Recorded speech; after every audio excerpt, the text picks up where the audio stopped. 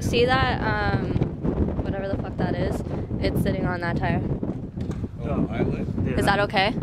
Or no? Maybe just put it neutral and just put the swing back.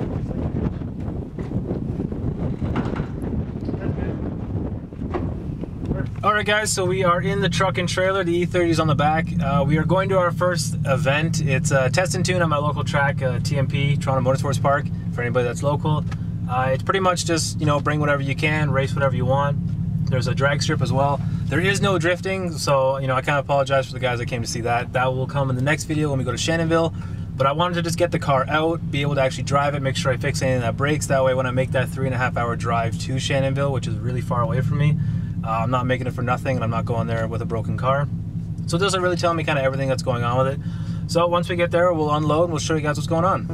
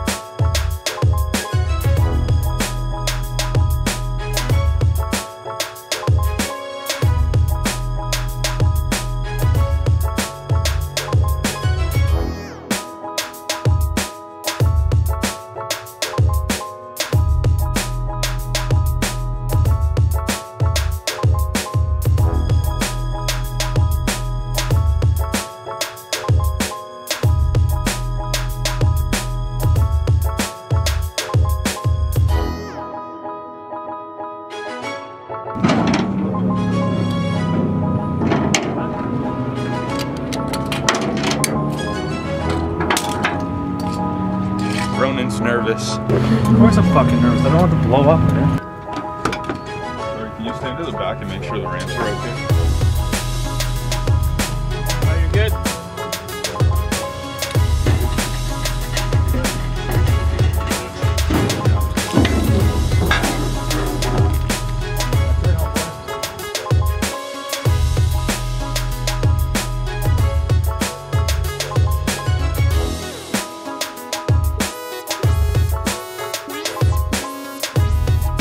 Alright guys, so we just got the car unloaded. I don't have any body panels on it because I don't exactly know what's going to happen yet.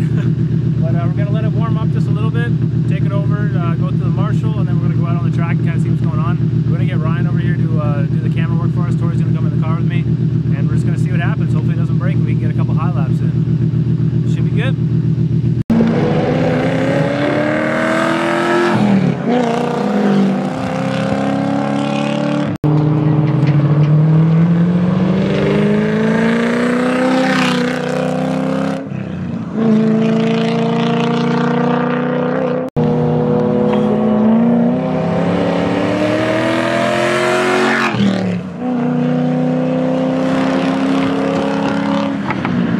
Alright guys, so I did about 5 or 6 hot laps, and then we had a bit of an issue where the car started to misfire a little bit.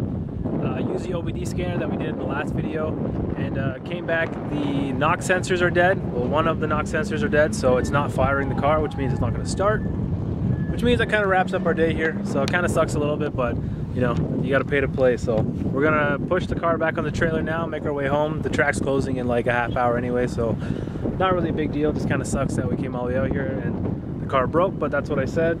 We wanted to make sure all this stuff happened closer to home, the better, and then that way when we go to Shannonville to actually take it driving, it's not going to break and we'll be able to really enjoy ourselves. So we're going to push it back on the trailer, and I'll check back with you guys in just a minute.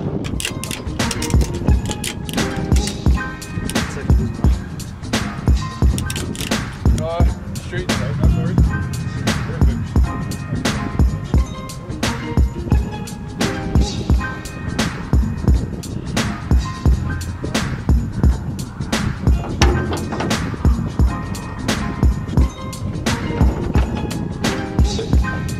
Rears are picked up. Yeah, Tori, let off.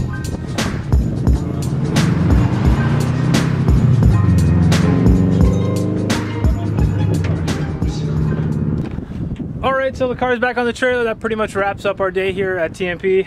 It wasn't a long one, but we still had fun. We got out on the track. We kind of figured out a couple issues that the car had that we can now fix. So it's not a big deal. That's what they call a test and tune, so you can test it and then tune it and fix it up later. So we're gonna go home now, probably grab something to eat on the way home. Catch you guys in the next one. Ugly. Alright, what's up everybody? So this is a couple days after we went to the track. The car did break down, not a big deal. That's why we brought it to the local track as opposed to taking it all the way to Shannonville. Like I always say, it's 3 hours away and I don't want it to fucking break while I'm there. So we went out, did a couple of hot laps. I apologize for not getting a lot of clips, but we didn't have a lot of time. We showed up late and we only had about an hour to race, and I really wanted to just focus on driving the car more so than getting a bunch of video. So my buddy Ryan grabbed the camera, took a couple clips. I do apologize. When we go back next week, I'll get a whole whack more of us in the car and stuff like that. But pretty much what the saving grace was that OBD2 scanner that we installed that allowed us to actually check the car at the track and just make sure that everything was, you know, kind of good, I guess. Pretty much what happened was, and I'll show you guys right now, the knock sensor died. I had purchased the engine this way and I thought, you know, I might as well try it and hopefully I can get away. But this sensor right here with the RTV on it, that isn't supposed to be like that. It's supposed to look like this with a nice little cover on it and everything, and all the pins and everything are all nice and neat inside that.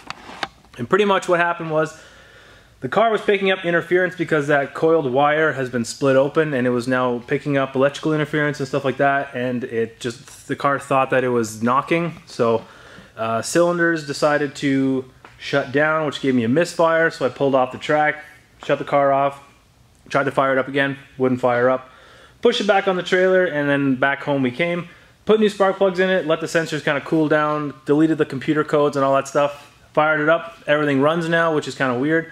But I am going to replace that sensor just for peace of mind. So we're going to have to yank the intake back off, go to Mike's Auto, the wreckers, grab a spare one over there, toss it in.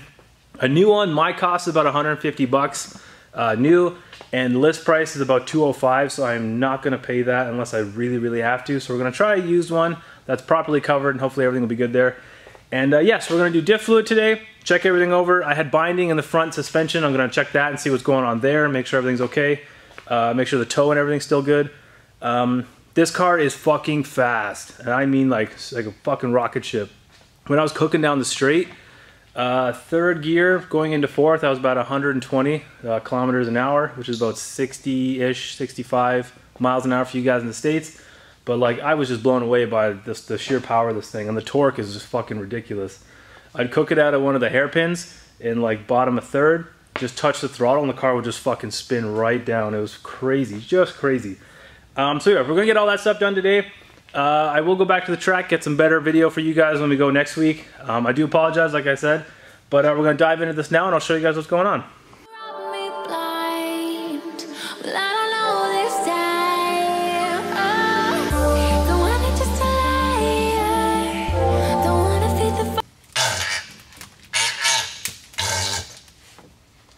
Alright, so now the diff fluid's done, we're going to try and figure out kind of what the hell was going on with the front end and why it was binding so much. So we're going to take a look at that real quick.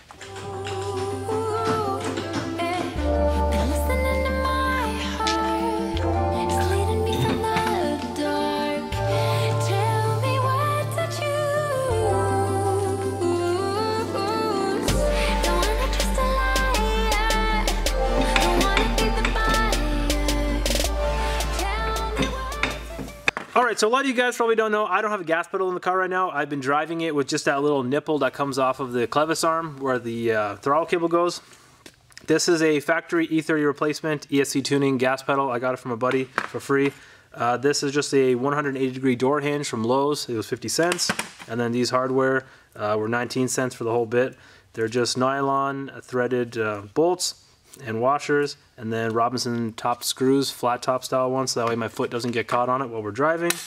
And this is a pretty easy replacement if you guys at home have this kind of issue with your E30 or your E46 or anything like that, where your floor pedal is actually rotted away and it's popped off. I know you can buy these replacements and they bolt in and stuff, but just for simplicity and the cheapness of it and everything being readily available, this is a super easy route to go. So this is what I'm going to do. So what we're going to do is we're going to cut off the bottom section where this plate used to mount. We're going to cut that off. We're going to butt that right down to the bottom of our joint here. Flip it over. Drop our holes in for the screws. This part's going to mount into the bottom of the car. And then we're going to have a perfectly working gas pedal. So we're going to go ahead, drill all this stuff out. I'll show you guys what's up. Get along just fine here.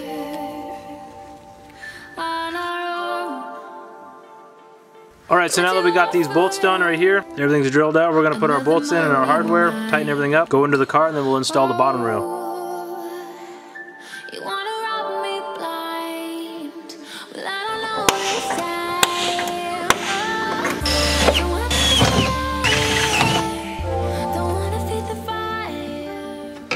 Alright guys, so now that we got the gas pedal in, I guess the next best thing is to fire it up and see if it works.